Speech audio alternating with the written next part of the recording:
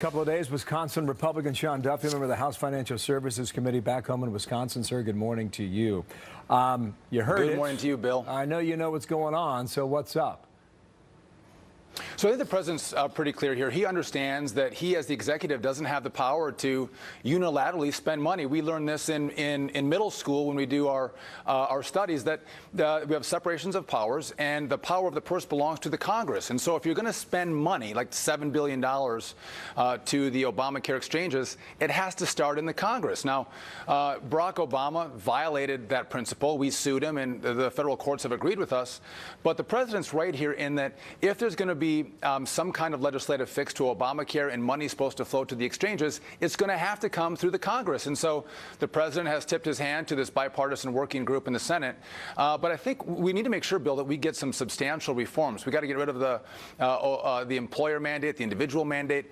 We have to give more power to our states to run health care plans that fit the people that belong to each of those states. And if you don't, and this is just a bailout to Obamacare, one, many of us in the House won't vote for it, but I think the American people who have decimated Democrats at the ballot box will be upset as well. They want a new health care system that's going to work, and to bail out the current system, I don't think will sit well with the American people. And this is part of the negotiation process. This tweet from yesterday: I am supportive of Lamar Alexander as a person, the president writes, and also the process, but I can never support bailing out insurance companies who have made a fortune with Obamacare. That seems to be where he is solidifying his position. He doesn't want to bail out the insurance companies.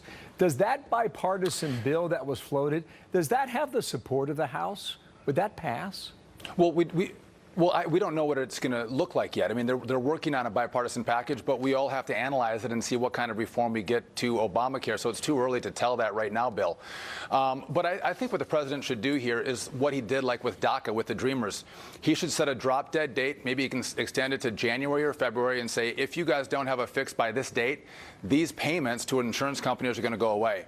I don't have the power to extend them. You and the Congress have to fix this. Put a deadline and it puts pressure on members of Congress, Democrats and Republicans, to fix it. Quickly, Steve Mnuchin, you know the Dow hit 23,000. Have you heard? Steve Mnuchin said this: to the extent we get the tax deal done, the stock market will go higher. But there's no question on my mind, if we don't get it done, you're going to see a reversal of a significant amount of these gains. That could be trillions of dollars, sir. Do the members of the House talk about that? The urgency to get a tax deal, otherwise perhaps his prediction comes true? Well, we don't tie it to where the stock market is today. I think to try to predict where the market's going to go is a fool's errand.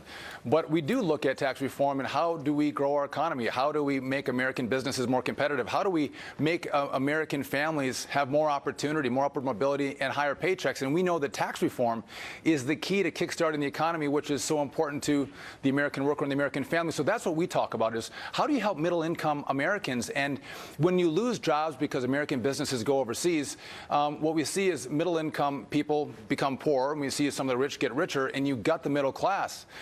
If you have tax reform and make us competitive again, and you grow the economy, you see the middle class have far more people in it, far more salaries. And listen, Bill, this is why Donald Trump won. People in Wisconsin, which went for the first time in 30 years for a Republican president, want someone to fight for economic growth, which is what they so desperately need here. People are having a hard time putting food on their table. They're trying to put their kids through school, and they know that Donald Trump, with this tax reform, will make their lives better and their paychecks bigger. There's a lot on the line for the economy. There's a lot on the line for your party, too. Sean Duffy, thanks for coming back here out of Wisconsin. We have to get it done, Bill.